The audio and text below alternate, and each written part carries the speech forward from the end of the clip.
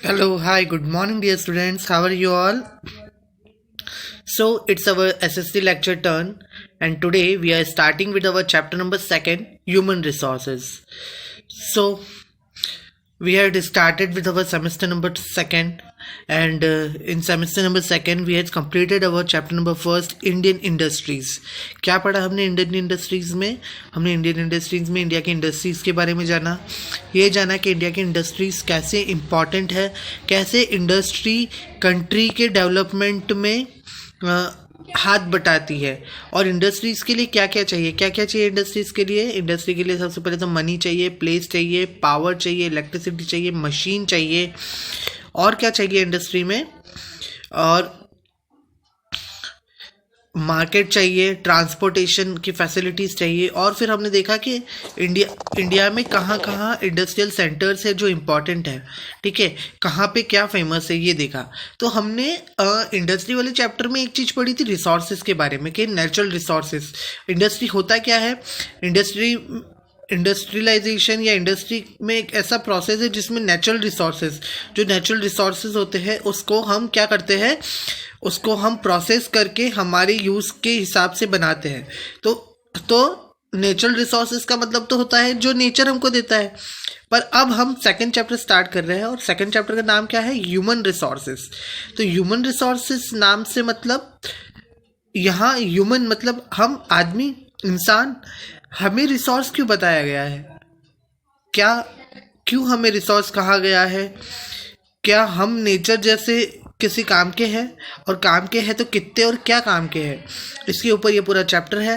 So let us start with our chapter number 2, human resource, and देखते हैं human को resource क्यों कहा गया है.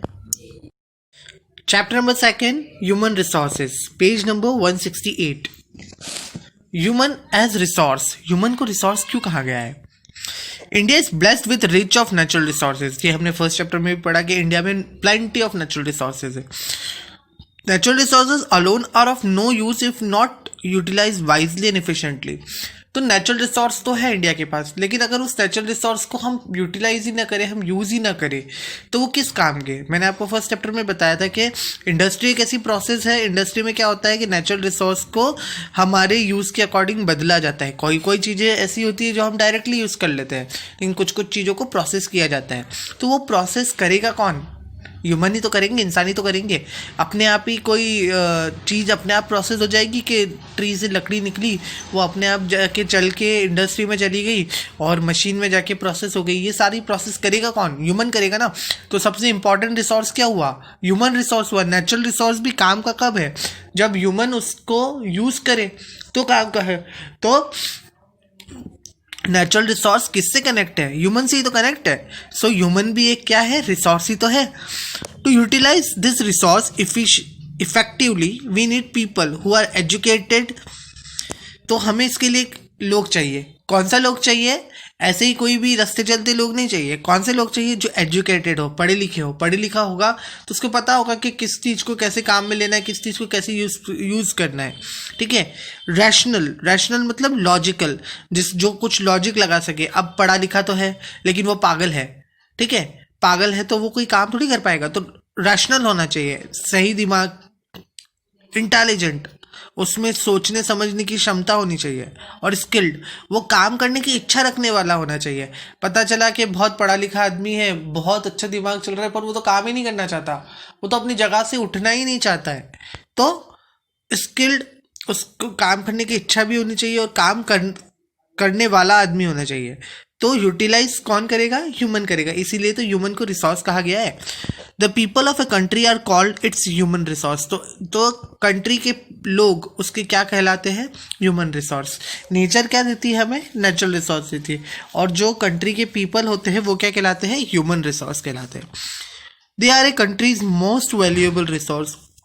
और ह्यूमन रिसोर्स को सबसे इंपॉर्टेंट रिसोर्स कहा गया है. मैं अगर कहूँ मेरे अकॉर्डिंग तो नेचुरल रिसोर्स से भी इम्पॉर्टेंट ह्यूमन रिसोर्स है. क्यों? क्योंकि ह्यूमन रिसोर्स अगर होगा ही नहीं तो नेचुरल रिसोर्स किस काम का? नेचुरल रिसोर्स तो फिर तभी वही वही वही रिसोर्स में वही वही चीज़ें काम की होगी जो नेचर हमको डायरेक्टली तैयार दे देता है। लाइक एक ट्री पे एप्पल जो लगता है वो एप्पल हम डायरेक्टली यूज़ कर लेते हैं, लेकिन उस ट्री का जो वुड होता है वो वुड हम डायरेक्टली यूज़ नहीं कर पाते। वो किसकी वजह से यूज़ कर पाते हैं? ह्यूमन की हेल्प से ही तो यूज़ करेंगे। सो ह्यूमन रिसोर्स सबसे इम्पॉर्टेंट रिसोर्स है। अब आते हैं reasons for India being under developed. आज हम जैसे दूसरी कंट्रीज़ देखते हैं, लाइक अमेरिका देखते हैं, फिर ऑस्ट्रेलिया देखते हैं, ऐसी बहुत सारी दूसरी कंट्री यूरोपियन कंट्रीज़ है जो बहुत डेवलप है, ठीक है। पर इंडिया अंडर डेवलप क्यों है? इंडिया, ऐसा नहीं कह रहे कि इंडिया डेवलप नहीं है। अंडर डेवलप का मतलब यह है कि इंडिया मतलब इतना जो दूसरे देश है जितने विकसित हो चुके हैं वहाँ पर टेक्नोलॉजी बहुत हमारे यहाँ से भी बहुत आगे है, ठीक है। सो इंडिया ऐसा क्यों नहीं है? अंडर डेवलप होने के पीछे का रीज़न क्या है? India has a second largest population in the world. India के पास क्या है? बहुत ज़्यादा पॉपुलेशन है। वर्ल्ड में सेकेंड नंबर पे पॉपुलेशन में कौन आता है? इंडिया आता है। चाइना के बाद सेकेंड नंबर पे पॉपुलेशन में इंडिया आता है। A large number of people in India live below the poverty line. और इंडिया में गरीबी ज़्यादा है। बहुत सारे लोग आज भी इंडिया में live below poverty line. Live below poverty line मतलब इतना ही कमा रहे हैं जितना, मतलब इतना कमा रहे हैं कि वो खा पी सके, 2 वक्त की रोटी परचेस करके खा सके, बस इतना कमा रहे हैं। ऐसे बहुत सारे लोग हैं। तो बहुत सारे लोग, लार्ज नंबर ऑफ पीपल आज भी पॉवर्टी लाइन के नीचे है। This means the most of the people in country earn less than ₹100 per day. Poverty line के नीचे होने का मतलब क्या होता है कि ऐसे इंसान जो पूरे दिन भर में 100 रुपये भी नहीं कमा पाते। तो ऐसे इंसान बहुत सारे हैं। बहुत सारे हम मजदूर देखते हैं जिनको दिन भर में 100 रुपये नहीं कमा पाते। बहुत सारे लोग जो दुकानों पे काम करते हैं तो दुकानों पे उनको इतनी अच्छी सैलरी नहीं मिल पाती। तो मतलब ये तो चलो दुकानों पे काम करने वाले को तो 4,000-5,000 रुपये मिल जाते हैं, जो 100 रुपये से ऊपर हो जाता है। पर ऐसे बहुत सारे लोग हैं जिनको काम ही नहीं मिल पाता पूरे दिन भर में। सो वो लोग ऐसे बहुत सारे हैं। जैसे मैं इसका सबसे अच्छा एग्जांपल देता हूँ कि कभी आप ना सुबह के टाइम पर मंदसौर में काला खेत वाला एरिया है ना, काला खेत मंदसौर में, वहाँ पे आप जाओगे ना तो आपको बहुत सारे लोग खड़े दिखेंगे, बहुत सारे लोग। और वो लोग क्यों खड़े रहते हैं? काम के लिए। वो है ना मजदूर होते हैं और वो वहीं इसलिए खड़े होते हैं कि कोई उनको आके दिन भर के काम के लिए ले जाएगा और फिर वो दिन भर के लिए जितने भी जो काम होता है उसके हिसाब से वो रुपये ले लेते हैं। कई बार तो उनको पूरे दिन भर 12-1 बजे तक वो खड़े रहते हैं और उनको कोई लेके नहीं जाता, तो वो वैसे ही खाली हाथ घर लौट जाते हैं। तो उस दिन तो उसको 100 रुपये भी नहीं मिलते, और जिस दिन उसको काम मिलता है तो 100-150 रुपये मिलते हैं। तो 2-3 दिन 100-150 रुपये मिल गए, बाकी 3 दिन काम नहीं मिला। तो एक तरह से पूरे हफ्ते में तो उन्होंने पर डे के हिसाब से अगर हम देखा जाए तो वो 50 रुपये भी नहीं कमा पा रहा है। सो ऐसा खाली बुक्स में नहीं है, ऐसा रियल में भी है, रियलिटी भी है कि बहुत सारे लोग ऐसे हैं जो 100 रुपये भी दिन भर के नहीं कमा पा रहे। The main reason for poverty in India is ever increasing population. और इसके पीछे का सबसे मेन रीज़न क्या है? पॉपुलेशन। हमारे यहाँ की पॉपुलेशन इतनी ज़्यादा है कि हर काम को करने के लिए बहुत सारे व्यक्ति हैं। तो ऐसे बहुत सारे व्यक्ति हैं तो बहुत सारे व्यक्ति ऐसे भी रहते हैं जो वो काम करना तो चाहते हैं पर दूसरे लोगों को जिसको काम करवाना है उनको ज़रूरत नहीं है, ठीक है। India's population is unevenly distributed. Plains and delta are densely populated while deserts and hilly are sparsely populated. और इंडिया पूरा बहुत बड़ा है, कहीं पे डेजर्ट है, कहीं पे माउंटेन्स है, कहीं पर प्लेन्स है। प्लेन्स मतलब समतल एरिया, कहीं पे प्लेट्यूज है। तो प्लेन्स और प्लेट्यू का जो रीजन है, वो क्या है? सबसे ज़्यादा पॉपुलेटेड है। हम कहाँ रहते हैं? हम प्लेट्यू के रीजन में रहते हैं। उत्तर प्रदेश, आपका दिल्ली, पंजाब, हरियाणा, ये सब कौन से एरिया में आता है? प्लेन्स में आता है। तो ये सबसे ज़्यादा पॉपुलेटेड एरिया है। और जो डेजर्ट रीजन है, जो माउंटेन रीजन है, वो लेस पॉपुलेटेड है। मीन्स जम्मू कश्मीर, हिमाचल प्रदेश, यहाँ पे कम लोग रहते हैं। डेजर्ट का एरिया मीन्स राजस्थान का पीछे साइड वाला एरिया, ठीक है। तो इंडिया की जो पॉपुलेशन है वो सब जगह एक जैसा नहीं कि हर सिटी में हजार लोग रहते हैं, ऐसा नहीं है। कोई सिटी में बहुत ज़्यादा लोग हैं तो कोई सिटी में बहुत कम लोग हैं। तो जहाँ पर ज़्यादा लोग हैं वहाँ पर एक ही तरह का काम करने वाले बहुत सारे लोग मिल जाएंगे। वो जैसे अगर मैं हूँ और मैं किसी काम के 5,000 रुपये मांग रहा हूँ और जो काम मैं करता हूँ वो अगर कोई 4,000 रुपये में करने को तैयार हो जाएगा तो आप क्या करोगे? जो 4,000 ले रहा होगा उसको काम पे रखोगे कि जो 5,000 ले रहा हो, 5,000 मांगेगा उसको दोगे काम? जो 4,000 दे रहा होगा उसको काम देंगे। तो फिर ऐसा ही होता है, जहाँ पर पॉपुलेशन ज़्यादा होती है ना, वहाँ पर एक तरह के काम करने वाले भी बहुत ज़्यादा होते हैं।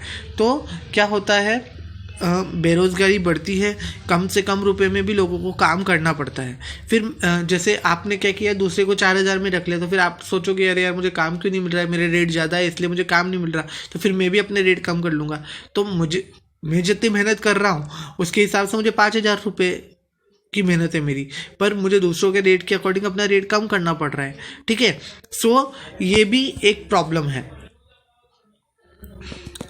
In India most of the people live in village and agriculture is a main occupation.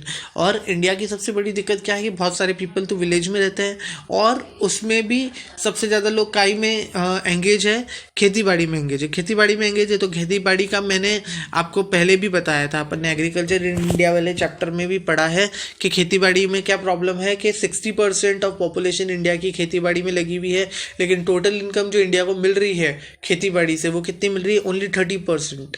ठीक है, सो उसमें इनकम ज़्यादा नहीं है लेकिन लोग ज़्यादा लगे हुए हैं। ठीक है, तो फिर लोगों को कम दामों में भी चीज़ों को बेचना पड़ता है। 3 out of 4 Indian lives in village. और विलेज में कितने रहते हैं? अगर 4 इंडियंस देखा जाए तो उसमें से 3 इंडियंस विलेज में रहते हैं। For the past many years, many people from village have been moving to the cities in search of work. This movement is known as migration. अब क्या होता है कि बहुत सारी पिछले कुछ सालों में देखा गया है कि जो विलेज के गांव के लोग होते हैं वो कहाँ आ जाते हैं? सिटी में आ जाते हैं इन सर्च ऑफ वर्क। और ये जो पूरी प्रोसेस होती है कि गांव के लोग जो सिटी में आके रहने लग जाते हैं, इस प्रोसेस को क्या बोलते हैं? माइग्रेशन। क्या बोलते हैं इसको? माइग्रेशन बोलते हैं।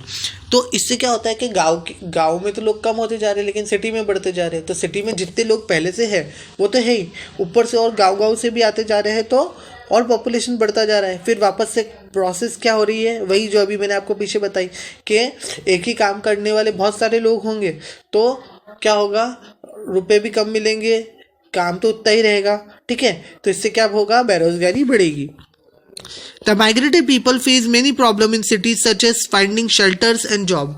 और जो लोग गाँव से आ जाते हैं सोच के कि हाँ हमें अब सिटी में अच्छा काम मिलेगा, पर सिटी में भी ऐसा तो है नहीं कि चुटकी बजा के काम मिलेगा। तो सिटी में काम नहीं मिलता है उनको। ठीक है, तो फिर वो मारे फिरते रहते हैं यहाँ वहाँ। सो ये सारी प्रॉब्लम्स भी होती है। India's ever increasing population has lead many problems. India में जो पॉपुलेशन बढ़ती जा रही है, बहुत ज़्यादा पॉपुलेशन है, उसने बहुत सारी प्रॉब्लम्स को जन्म दिया है। उसमें से क्या क्या प्रॉब्लम्स है? सबसे पहले तो shortage of food and water. ठीक है, अब लोग बढ़ते जाएंगे। ठीक है, एक सिटी में लोग बढ़ते जाएंगे तो नदी तो नहीं बढ़ रही ना। जैसे मंदसौर है, मंदसौर में पहले रहते थे सपोज करो 50,000 लोग, अब मंदसौर में रह रहे हैं 80,000 लोग, 30,000 लोग बढ़ गए। तो क्या नदी बढ़ गई? क्या नदी तो जितनी है उतनी ही है। ठीक है, तो शॉर्टेज ऑफ वाटर आएगा, शॉर्टेज ऑफ फूड आएगा। ठीक है, फूड का शॉर्टेज आएगा। ठीक है, shortage of schools and colleges in the country. ज़्यादा पॉपुलेशन होगी, ये तो मैंने मंदसौर का एक एग्जांपल दिया आपको, तो वैसे ये पूरी कंट्री के हिसाब से देखा जाए तो शॉर्टेज बहुत ज़्यादा बढ़ेगी ना। फूड एंड वाटर की शॉर्टेज, कॉलेज और स्कूल की शॉर्टेज। ठीक है, उसके बाद इलिटरेसी मतलब पढ़े लिखे लोग नहीं रहेंगे। जैसे सपोज करो कि आपके पापा आपको बहुत अच्छे स्कूल में पढ़ा रहे हैं, आपके पापा बहुत अच्छा कमाते हैं। ठीक है, अब ये सोचो कि ऐसा कोई इंसान है जिसके पास बहुत अच्छी जॉब है, अगर उसकी जॉब अब नहीं है तो क्या वो जितना पहले खर्चा कर पा रहा था अब वो खर्चा कर पाएगा? नहीं कर पाएगा। क्यों नहीं कर पाएगा? क्योंकि अब वो इतना अर्न नहीं कर रहा, वो इतना पैसा ही उसके पास नहीं आ रहा, तो वो आगे का काम कैसे करेगा? ठीक है, तो जॉब होगी तो आगे बच्चों की पढ़ाई, घर के ऊपर खर्चा, ये सारी चीज़ उसी से रिलेटेड होती है। तो फिर वो क्या करेगा कि उसके 2 बच्चे हैं तो सोचेगा कि वाह ठीक है अभी मैं नहीं पढ़ाता हूँ, या उस बच्चे को अगर जॉब नहीं होगी तो उस बच्चे को भी क्या करेगा? काम पे लगा लेगा, और फिर आगे जाकर वो बच्चा पढ़ ही नहीं पाएगा। तो इससे क्या होगा? अनपढ़ता बढ़ेगी। आया समझ में? गरीबी और अनपढ़ता एक साथ दोनों इंटर रिलेटेड है। कैसे इंटर रिलेटेड है कि अगर किसी के पास पैसा नहीं है तो वो अपने बच्चे को स्कूल्स में नहीं पढ़ा पाएगा, अच्छे स्कूल्स में नहीं पढ़ा पाएगा। चलो सरकारी स्कूल में भी पढ़ा लिया, लेकिन चलो सोचो कि वो इतना ही गरीब है कि उसके पास सरकारी स्कूल में भी पढ़ाने का पैसा नहीं है, तो फिर वो सोचेगा कि अरे यार तुम सरकारी स्कूल में पढ़, चलो कोई बात नहीं मैं इतनी तो पढ़ लूँगा, लेकिन इससे अच्छा तो तुम कमाओ तो 2 पैसे और ज़्यादा घर पे आएंगे। तो फिर वो ये सोच के उसको सरकारी स्कूल में भले पैसा कम भी लगता है तो भी वो नहीं डालेगा, बोलेगा कि यार चलो मैं 5,000 कमा रहा हूँ, मेरा बेटा भी काम करेगा बाजार में तो वो भी 5,000 कमा लेगा, तो घर में 10,000 रुपये आएंगे। तो ये सोचकर भी बहुत सारे लोग नहीं पढ़ाते। तो इससे क्या होता है, इलिटरेसी बढ़ती है, अनपढ़ता बढ़ती है। इंक्रीज इन अनएम्प्लॉयमेंट, अनएम्प्लॉयमेंट तो इंटर रिलेटेड ही है। मैंने आपको बताया ना कि अगर जॉब ही चली जाएगी तो बच्चे को पढ़ाएगा कैसे, तो अनएम्प्लॉयमेंट और इलिटरेसी दोनों एक दूसरे से रिलेटेड है। और इंक्रीज, और अगर ये अगर जॉब चली गई, बच्चे को नहीं पढ़ा पा रहे, तो एक तरह से वो क्या है, पॉवर्टी, पॉवर्टी मतलब गरीबी, गरीबी की निशानी है। तो इससे क्या होता है कि गरीबी बढ़ती है, पॉपुलेशन बढ़ती जाती है, तो एक तरह के काम करने वाले बहुत सारे लोग मिलते हैं, तो जो कम से कम रुपए में काम करने को तैयार है उसको काम मिल जाता है, ऐसे बहुत सारे लोग होते हैं। और जो कम से कम काम करने में तैयार हो जाता है उसको भी जितनी मेहनत वो करता है उससे कम पैसे मिलते हैं, तो एक तरह से वो भी उसको जितना कमाना चाहिए इससे वो कम ही कमा पा रहा है, तो एक तरह से वो भी गरीब, काम मिलने के बावजूद भी उसको इतना पैसा नहीं मिल पा रहा है, तो एक तरह से वो भी गरीबी की निशानी है। जितना वो मेहनत कर रहा है उतने पैसे उसको नहीं मिल पा रहे हैं। ठीक है, आपको समझ में आया? देखो सबसे पहला क्या है, shortage of food and water, shortage of school and colleges, लोग बढ़ते जाएंगे, जगह तो वही की वही है। ठीक है, फिर इलिटरेसी आएगी, इलिटरेसी, अनएम्प्लॉयमेंट और पॉवर्टी एक दूसरे से इंटरकनेक्टेड है। कैसे इंटरकनेक्टेड है कि अगर एम्प्लॉयमेंट चला गया, काम ही चला गया आदमी के पास, तो वो पॉवर्टी लाइन के नीचे आ जाएगा, पॉवर्टी लाइन के नीचे आ जाएगा, काम ही नहीं, बिल्कुल ही काम नहीं है, तो दिन भर के 100 रुपये भी नहीं आएंगे ना, तो गरीबी रेखा के नीचे आ गया वो। ठीक है, एकदम गरीब टाइप हो गया। फिर ऐसा होगा एकदम ही गरीब हो गया, उसके पास, चलो आपके दिमाग में एक क्वेश्चन आएगा, सर बैंक में पैसे पड़े होंगे, तो चलो बैंक में पैसे पड़ के कितने दिन घर चल जाएगा। ठीक है, ऐसे अभी बहुत सारे लोग थे जो ये लॉकडाउन लगा था ना कोरोना में, तो ऐसे बहुत सारे लोग थे जिनके पास पैसा था बैंक में। ठीक है, 1 महीना काम चल गया, 2 महीना काम चल गया, पर ऐसे भी बहुत सारे लोग होते जिनके पास बैंक में भी ज़्यादा पैसे नहीं होते, 2-3 हज़ार 5 हज़ार से ज़्यादा, तो कितने दिन बैंक से पैसा निकाल के काम चला लेगा। तो इनडायरेक्टली क्या होगा, गरीबी बढ़ेगी। और फिर बाद में क्या आएगा कि जब इंसान के पास पैसा नहीं होता तो वो क्या सोचता है कि वह चलो ये स्कूल वगैरह की बातें तो सब बाद में है, चलो बच्चे को बाद में पढ़ा लेंगे, अभी बच्चा कमा के ले आए तो घर में 2 पैसे ज़्यादा आएंगे। तो एक तरह से इससे क्या होगा, अनपढ़ता बढ़ेगी, लिटरेसी बढ़ेगी। ठीक है, आया समझ में? अब इन सब चीज़ों को ख़त्म करने के लिए गवर्नमेंट क्या कर रही है, गवर्नमेंट को भी तो कुछ करना चाहिए ना। क्या स्टेप्स है गवर्नमेंट की? The government is making effort to ensure optimum use of human resource by initialing human resource development programme. तो गवर्नमेंट क्या कर रही है, ह्यूमन रिसोर्सेज डेवलपमेंट प्रोग्राम चलाती है, और वो ये देखती है कि ह्यूमन रिसोर्सेज का प्रॉपरली यूज़ हो सके। इसका सबसे अच्छा एग्जांपल देता हूँ कि जो मजदूर लोग होते हैं ना, मजदूर और इंडस्ट्री में जो काम करने वाले श्रमिक लोग होते हैं, उनको ना पहले क्या होता था कि उनको प्रॉपरली पैसे नहीं मिलते थे। अब गवर्नमेंट ने क्या कर दिया है कि जैसे एक फैक्ट्री एक्ट बना दिया है कि फैक्ट्री में काम करने वाले मजदूरों को मिनिमम आपको दिन भर के इतने रुपए तो देने ही पड़ेंगे। इससे ज़्यादा जो फैक्ट्री वाला देना चाहता है तो वो दे सकता है, पर इससे कम तो आपको देना ही नहीं है। सो एक तरह से क्या हो गया कि मजदूरों को एक तो फिक्स हो गया कि हाँ इससे कम तो नहीं मिलेंगे, तो इनसे उन लोगों का अर्निंग बढ़ेगी और वो थोड़े संपन्न होंगे। ठीक है, The government has taken various steps to minimize the problem caused by overpopulation. Population जो बढ़ गई है उसके लिए गवर्नमेंट ने कुछ स्टेप्स लिए हैं। सबसे पहला स्टेप क्या है, to check the problem of migration from villages to city, government has introduce different program to provide employment opportunity in village only. देखो प्रॉब्लम, सबसे पहली प्रॉब्लम कहाँ से स्टार्ट होती है कि लोग अपने गाँव छोड़ के शहर में आ जाते हैं। तो शहर में तो ऑलरेडी इतने लोग हैं, और लोग बढ़ जाएंगे तो बहुत सारी चीज़ों की शॉर्टेज बढ़ेगी। शॉर्टेज तो बढ़ेगी ही। चलो स्कूल तो चलो खोए के और नए स्कूल खुल जाएंगे तो वो तो प्राइवेट स्कूल खुलेंगे, पर जो गवर्नमेंट स्कूल्स है वो उसमें तो उसकी तो शॉर्टेज तो पड़ेगी ही ना। और सेकेंडली सबसे बड़ी प्रॉब्लम ये होगी कि एक ही तरह के काम करने वाले, जैसे गांव से जो इंसान आया वो ना बहुत अच्छा ना कारपेंटर है, तो उस सिटी में ऑलरेडी पहले से 15 कारपेंटर थे, अब वो 16 भी आ गया, तो उस 16 की वजह से बाकी जो 15 में से जिसको काम मिल रहा था, किसी ना किसी को काम मिलना तो उस 16 की वजह से कम हो जाएगा ना, या बंद हो जाएगा उसको मिलना काम।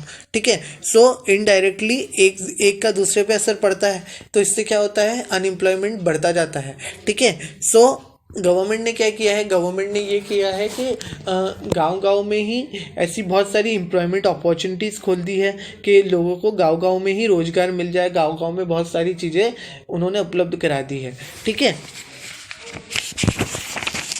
बहुत छोटा चैप्टर है, बस खत्म हो गया, बस 3-4 पॉइंट और पढ़ने। ये हम लास्ट टॉपिक पढ़ रहे हैं इस चैप्टर में हमको 3 ही चीज़ पढ़नी थी। ह्यूमन रिसोर्स, ह्यूमन कैसे रिसोर्स है, इंडिया अंडर डेवलप्ड क्यों है, क्यों है इंडिया अंडर डेवलप, अपनी पॉपुलेशंस की वजह से, सबसे ज़्यादा पॉपुलेशन है, और उस ज़्यादा पॉपुलेशन से क्या होता है ये भी हमने देखा, और स्टेप्स गवर्नमेंट क्या कर रही है। तो गवर्नमेंट ने सबसे पहले तो माइग्रेशन ऑफ पीपल को रोकने के लिए गाँव में ही बहुत अच्छी फैसिलिटीज़ स्टार्ट कर दी है। Hospital, medical aid centers have been open up villages. और प्रॉब्लम क्या होती है, विलेज में चलो लोगों को काम तो मिल रहा है, पर विलेज में ना अच्छी फैसिलिटीज़ नहीं होती, हॉस्पिटल नहीं होते हैं, अच्छी फैसिलिटीज़ नहीं होती, तो उस फैसिलिटीज़ ना होने की वजह से भी लोग क्या हो जाते हैं कि जैसे गांव में एक परिवार रहता है, उसमें ना एक जना बहुत बीमार रहता है, तो अब बार बार वो रोज़ गांव से रोज़ दिखाने शहर लाएगा तो कितना पैसा खाली लाने ले जाने का ही ले जाएगा, तो फिर वो लोग क्या सोचेंगे, क्यों ना हम शहर ही शिफ्ट हो जाए। तो इसकी वजह से भी बहुत सारे लोग शिफ्ट होते हैं गाँव से शहर में। सो गाँव में भी अब प्रॉपरली मेडिकल और हॉस्पिटल फैसिलिटीज़ को खोलने में आ गया है। Land has been given to landless farmer. गांव में सबसे बड़ी प्रॉब्लम क्या होती है कि फार्मर लोगों के पास लैंड नहीं होती है, तो गवर्नमेंट क्या करती है, आजकल पट्टे देती है लीज पर। ठीक है, अपनी गवर्नमेंट सरकारी ज़मीन देती है, और बहुत जगह तो ऐसा होता है कि जिसके पास ज़मीन नहीं होती या गवर्नमेंट को ऐसा लगता है तो वो उसको फ्री में भी अलॉट कर देती है, बट ऐसा बहुत रेयरली होता है। ठीक है, to remove illiteracy school has been set up in village. ठीक है, अब कोई गांव में अच्छे बड़े बड़े स्कूल्स भी नहीं होते, तो स्कूल्स के लिए भी बहुत सारे लोग बच्चों की पढ़ाई के लिए भी गांव से शहर में शिफ्ट हो जाते हैं, तो गांव में भी अब अच्छे स्कूल्स बनना स्टार्ट हो चुके हैं। Under different program the government is created awareness about birth control methods and benefit of small family. लोगों को बताया जा रहा है कि कम बच्चे होने चाहिए, ठीक है, और कम बच्चों के क्या फ़ायदे हैं। ठीक है, उसके बाद for India to progress the quality life of the people need to be improved, only educated people can contribute to the development of country, therefore the expansion of the basic education facility is major priority. देखो India में education बहुत important है, क्योंकि education है तो लोग समझदार अपने आप हो जाएंगे, उनको क्या करना है कैसे करना है। ठीक है, सो तो गवर्नमेंट का क्या है रोल, गवर्नमेंट एजुकेशन को बढ़ाने में लगी हुई है, और एजुकेशन से लोग अपनी जीविका आसानी से चला सकते हैं। वो कुछ भी काम कर लेंगे, कोई काम नहीं होगा तो एटलीस्ट वो इतना स्किल तो होंगे ना कि वो अपना दिमाग से कोई काम कर सके, इसीलिए गवर्नमेंट एजुकेशन पे ज़्यादा जोर दे रही है। तो क्या था इस चैप्टर में, इंडिया में नेचुरल रिसोर्स तो बहुत ज़्यादा ही है, ह्यूमन रिसोर्स भी बहुत अच्छा है। The people of country is more valuable resource. ये कह रहे हैं कि नेचुरल रिसोर्स इंडिया में है ही, लेकिन पीपल सबसे ज़्यादा वैल्यूएबल रिसोर्स है। उसके बाद ever increasing population in India से बहुत सारी प्रॉब्लम हुई है। ठीक है, और गवर्नमेंट ने माइग्रेशन को रोकने के लिए बहुत सारे स्टेप्स लिए हैं। सो ये चैप्टर था हमारा चैप्टर नंबर 2 ह्यूमन रिसोर्सेज, जो अपनी बुक का सबसे छोटा चैप्टर था। ये हमने कंप्लीट कर लिया है। आपको इस चैप्टर में कोई भी डाउट हो तो आप मुझे पूछ सकते हो, कभी भी कॉल कर सकते हो। Have a great day, good bye and take care.